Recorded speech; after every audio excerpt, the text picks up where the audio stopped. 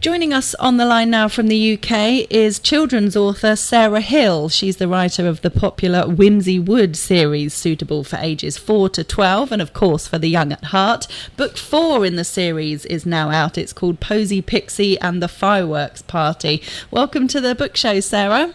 Hello, Hannah. Lovely to meet you. Oh, it's great to have you with us. Thanks for joining us. It must be great fun writing for children, is it?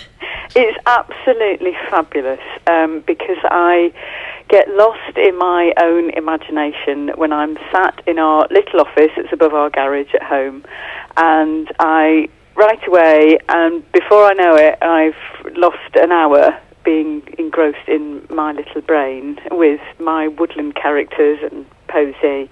And I do lots of school visits, so I take the current book that's out at the time to local primary schools, and I read the book to them, and it's wonderful to see their reaction to what's been in my brain for a long time, and the questions that they ask me are fabulous. So yeah, it's brilliant writing for children. It must be great going to the schools and getting that immediate feedback. I suppose a lot of authors wouldn't get that because you don't really know people's reactions when they're reading the books, do you? No, that's it. It's been really lovely, and I've been very fortunate for a number of the primary schools in the county that we live in. We live in Wiltshire, who are very happy to have me in and talk to the children about the books.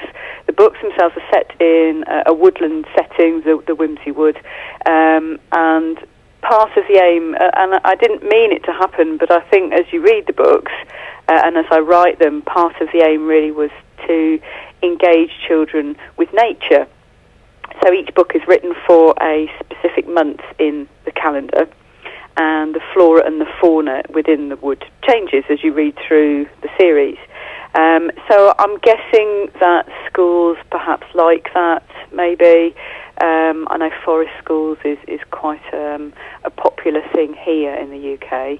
The other thing that's in the stories is there's a proverb or a saying, an old saying, tucked away within the story for either the child that's reading or mums or dads or grandparents that's reading the book to find. Because I like stories with meanings, and again, it wasn't something that I specifically meant to do. It just happened, really. So I guess that's something else perhaps schools like. And how did you get into writing? Because you have a background in veterinary medicine, didn't you? You worked in a practice for 10 years. Yeah, it's perhaps a bit random, I suppose, really. I trained, as you know, as a veterinary surgeon, so I did my degree at Bristol University, and I qualified in 1999, and I then worked in practice for 10 years, mainly with small animals, so, you know, dogs, cats, rabbits, guinea pigs, and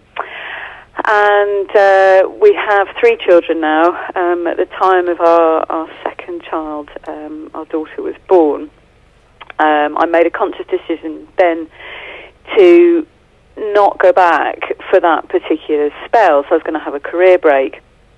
And it was a lot to do with, we haven't got family local, and it was very difficult to fit, you know, the out of hours and the long days, etc., of life as a vet around very young children. So, yeah, I took a career break when our second daughter was about 18 months. This little pixie, Posie, without being invited, appeared in my brain, and she wouldn't go away. We've always, at home, made up stories for the children, myself and my husband, so I don't know whether some of it has come from there. But I started to write about Posie and her adventures within the wood. And I suppose some of that may have come from, you know, we're very outdoorsy folk. We have dogs and we do lots of dog walking.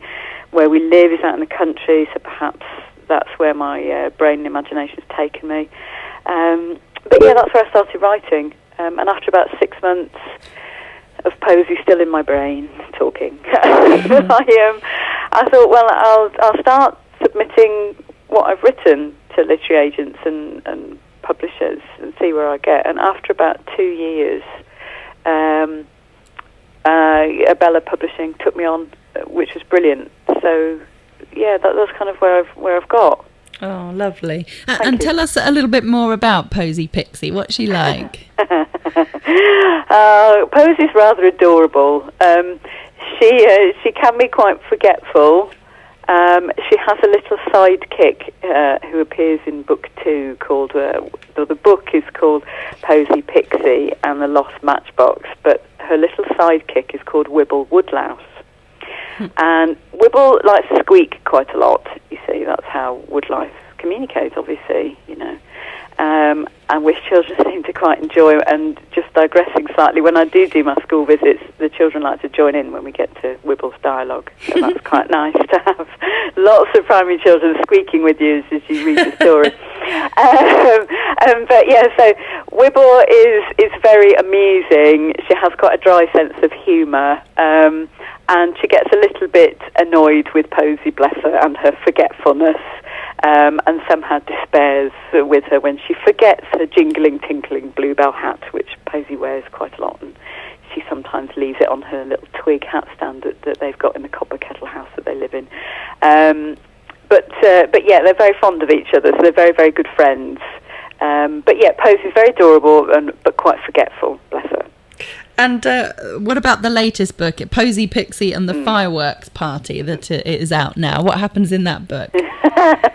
Okay, so that one is, of course, a November book. So book 1 started as August, mainly because the first story I had in my head at the time was Posie was looking for a new autumn house, because she'd been living in a poppy and the petals were falling as they do at the end of summer. So that was kind of where book 1 started and why it was an August book. And so 2 was September, 3 was October, and of course book 4 brings us to November.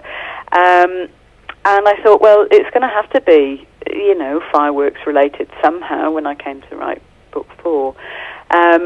So in book 4 we have Posie being visited by a very special person who happens to be her cousin. Now, her cousin is Ping Pixie. He's our boy Pixie, and he makes his first appearance in this book.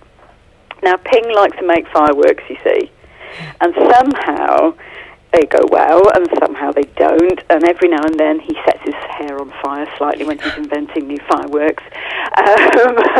So anyway, he has created a new one, and he wants to come and visit Posie and share with her this new firework that he's created, you see. So that's what the book is about. The proverb in there is many hands make light work, because Posie takes it on herself to have this lovely party and invite all their woodland friends, and doesn't think, actually, I've got lots to do, and how am I going to do it in all this time? And Wibble comes to the rescue and saves her, because she gets everyone to contribute. So, you know, different animals. So we've got Raspberry Rabbit, and we've got Mrs. Spottisdown the Sparrow, and Bromley Badger, and Florence Fox, and so they all come with, you know, different treats for the little picnic that they're going to have. And Bromley Badger's in charge of sorting the fireworks out, and Mrs. Spottisdown helps decorate the copper kettle that Posie and Wibble live in with firefly lights that they've got. And so that's really what the story is about. So, you know, all helping each other and pulling together as a team. Life sounds so simple and lovely in Whimsy Wood. I think that's probably why I quite enjoy escaping there every now and then. You know, it's my little bit of sanctuary, I suppose, my escapism. So yeah, I've written up to, so far, I mean, there's 35 books in the series, and I've written up to book 14.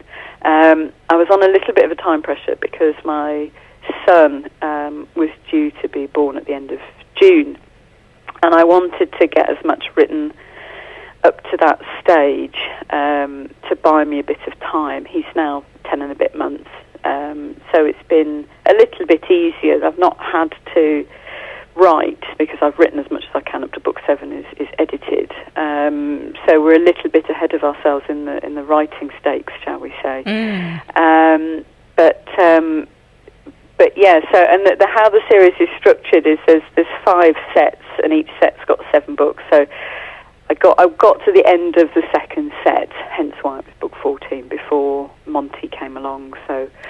quite relieved to get that. Yeah. Yeah. So I thought there was one per month. There is. There's one book per month, and we've got 5 sets, and each set has got 7 books. So and there's 35 books. So, yeah, if that makes sense. No, I'm trying to understand it. There's there's 12 months though. Yeah, So I know. That's just how it's formed. So I haven't done it specifically as in one set contains 12 months. right. That's just it's just how, without mathematically going, right, there's the 12 months in the year, so this is what, it's just kind of how it's fallen. Okay. And it was kind of, so the first set is all about Posie. Mm. The second set is all about Fern, and we learn about Fern Fairy and where she lives. So there's one little girl pixie and there's one little girl fairy. And then the third set is about their adventures together. So No, go on. Fourth set is all about Ping, and the fifth one is all about Finley Fairy, you see. So. Okay. So how did the months work? Well, they're just, I suppose in one sense, it gave me structure in writing. So one book, as I say, one book is written for a month in the calendar. And, I go on to woodland blogs and I see what's relevant, in the flora and fauna for that time of year. Mm. And then I use that as part of the structure for that book. So, as I say, book 1 was August, book 2, September, and so on and so forth. But yeah, it's not regimented as in one set is a whole year. Okay. Yeah. It's funny, having gone from something, my career was very sciencey, my veterinary career was very, very sciencey, and without meaning to, I've, found myself in a much more artistic, creative career, which is wonderful. So, it's a slightly different side of my brain, I suppose, that I'm using. So some of the sort of more, the more sensible, shall we say, and logical things, I know what you're saying with the months. It would perhaps make sense to have 12 months in one set. That would be sensible, you'd think. But I think it's, my artistic creative side going, no, let's not be sensible and think about that. Let's just do this as a 7. 7's a nice number. Yeah, why not? You can do whatever you like. It's your book. Quite. But you don't start back. So, in the second set, you don't start back at August. It carries on through the year. So it keeps going on and ticking on. So, yeah. And they're beautifully illustrated, aren't they? They're absolutely superb. Yeah, another Sarah Morchline is our illustrator, and she's up in Aberdeen. And I got in touch with her through the publishers, so they had her on their books. The strange thing is I've never met her. We've never met in person. It's always been, via the internet and email and Skype, and as it is these days, a lot of things, isn't it? And she's of a very similar age. She also has 3 very young children. She has a medical background. She was a ward nurse. So, funnily enough, we've got a lot of things in common. Yeah. And somehow her drawings, I think, fit perfectly with how I write, and it's phenomenal because I'll give her a description for an illustration that we need for the book, and within, I'd say, 2 sketches, she's got it. Cool. And to me, that's amazing. Yeah. For someone to have got into my brain and what I have thought, because it's very difficult to convey, what you've got in your imagination. I try and be as specific as I can, but. She gets what I'm trying to say and what I'm trying to convey in a picture very quickly, which is brilliant. Oh, so, fantastic. It's a good working relationship. Well, if people want to get a copy of the latest book, it's out now. It's book 4. It's called Posie Pixie and the Fireworks Party. But it all started with the first book, of course, Posie Pixie and the Copper Kettle. So it would make sense for people to start at the beginning, I guess, wouldn't it? I would say so. I mean, you can read them as separate entities, But so I think to get the most of them from the series, and for children, to without realising, pick up bits about nature. I guess it's probably best to start at the first one. With book 2, what we introduced actually was a map that goes in the back, and it's a cut-out map, and it's a map of the wood. But what we do with each book, so the book 2 just has a copper kettle in it, nothing else, and the rest is for the child to fill in with, just using their own imagination. So if they're out on a walk or playing in the garden, they can take the map with them and imagine where they might find other things that are in the wood. So book 3 has the copper kettle, and it's got Mrs. Scarlet the squirrel's woodland store that she runs, and it's got Raspberry Rabbit's little burrow, but it hasn't got anything else. It's got other bits for them to fill in, and with each book you get other bits added to the map. So I love all the names. Really nice. I again, without meaning to, my sparrow is Scottish, Mrs. Spottisdown, and I'm not very good at a Scottish accent. It's got better as I've done my school visits, but yeah. So a number of them have varying accents. Mrs. Scarlet the squirrel is quite well to do. She wears these sort of half-moon glasses and peers down her nose and knows lots of things about things, and Raspberry Rabbit is just very, very silly. She's very lovable, but she's just very, very silly and very giggly, with her bright red flowery flip-flops on her feet. Of course. Well, what else would a rabbit called Raspberry wear living in a wood, Oh, it's been great to speak to you, Sarah. Sarah Hill with us on the book show, talking about Posie Pixie and the Fireworks Party, the latest book in her Whimsy Wood series. Sarah, thanks for joining us, and best of luck with the latest book. Oh, thank you so much for having me, Hannah. It's been absolutely lovely to speak to you too.